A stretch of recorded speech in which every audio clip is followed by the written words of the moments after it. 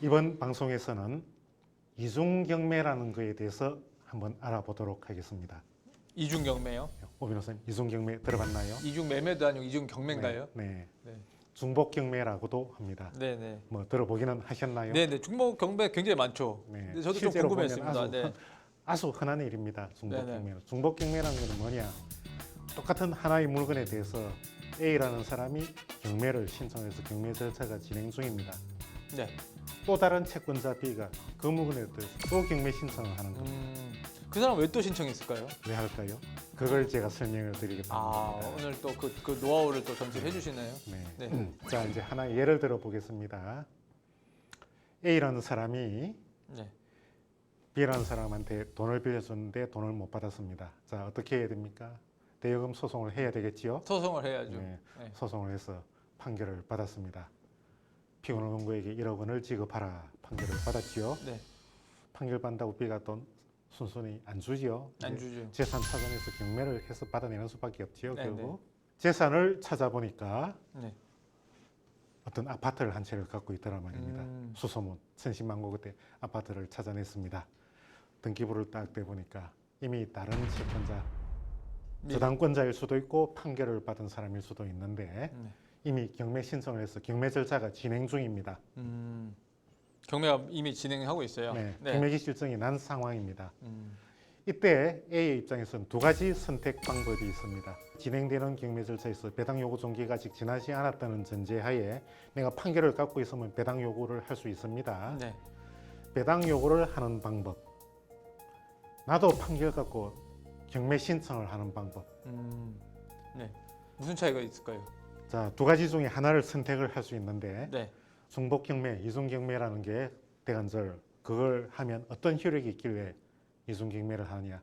이미 경매 절차가 진행 중인데 그냥 배당 요구만 하지 않고 또 경매 신청을 한 사람 채권자들을 보면 금융기관이 상당히 많습니다. 그러니까 금융기관은 경매 신청을 하고 일반인들은 그냥 배당 요구만 하고. 그런 경우가 많은데 물론 반드시 그런 건 아닙니다만 네. 약간 그런 경향이 있다. 왜냐?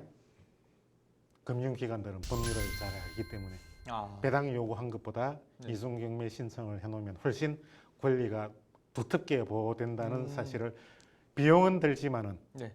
그냥 배당 요구한 것과는 현저히 차이가 납니다. 네. 자, 그럼 어떤 차이가 나는지를 한번 설명을 드리도록 하겠습니다. 배당 요구라는 거는 남이 경매 신청을 해서 이미 진행되는 절차에 그냥 편성하는 겁니다. 무상으로 올라타는 겁니다. 그게 저 사람이 합의돼서 경매 취하해버리면 왜 취하냐 뭐 항의를 할 수가 없습니다. 네.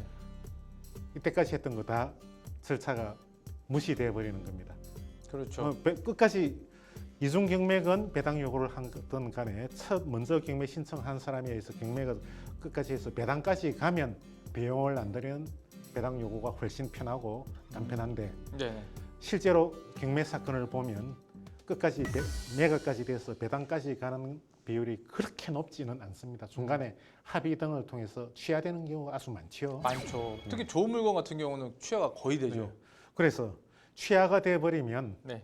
배당 요구한 거는 자기가 주도적으로 한 절차가 아니기 때문에 네. 남의 절차에 그냥 올라탄 것이기 때문에 남이 그 절차를 취하해 버리면 이때까지 한 거 딱 줬던 게 지붕 쳐다보는 격으로 그냥 아무것도 없었던 헛수고한 셈이 되는 겁니다. 그렇죠. 네. 새로 배당 돈을 받기 위해서는 자기가 인제라도 새로 경매 신청을 해가지고 새로 진행을 해야 되는 겁니다. 네. 네. 그러네요. 배당 요구가 아니라 남의 절차에 편성하는 게 아니라 나도 내 비용 들여가지고 경매 신청을 해가지고 이중 경매 결정을 받아서 나도 등기부에 경매권자로 압류 채권자로 이름을 올려놓는다. 그러면 어떻게 되느냐?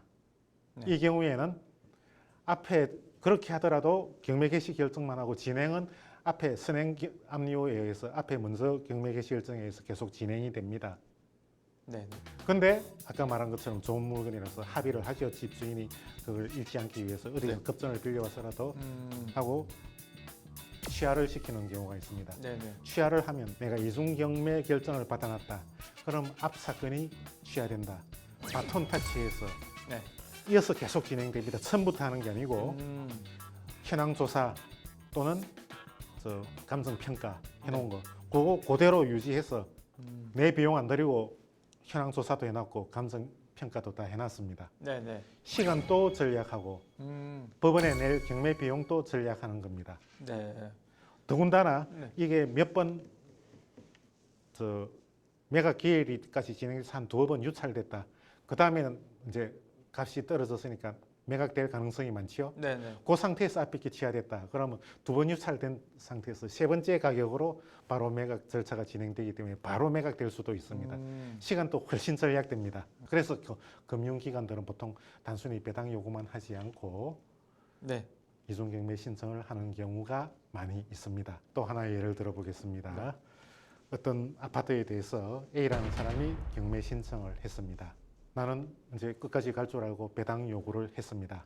경매 절차가 진행된다고 해서 그 아파트 매매 못하라는 법은 없습니다. 그래서 A라는 사람이 경매 신청해서 경매가 진행되는 중에 나는 B라는 채권자가 그냥 끝까지 진행될 줄 알고 배당 요구만 해놨습니다. 네.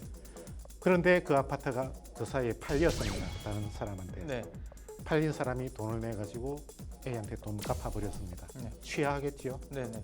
취하면 이거는 완전히 새 소유자한테로 바뀌어 아무런 하자 없게 새로운 소유자한테 넘어갔습니다. 네. 자, B는 배당 요구만 했던 B는 A가 한 경매 절차가 취하되면 이때까지 했던 게 다 없어져 버린다 그랬죠. 네네. 판결을 받아놨기 때문에 새로 경매 신청을 하면 되는데 네. 시간은 들겠지만 하면 되는데 주인이 바뀌어 버렸습니다. 네네.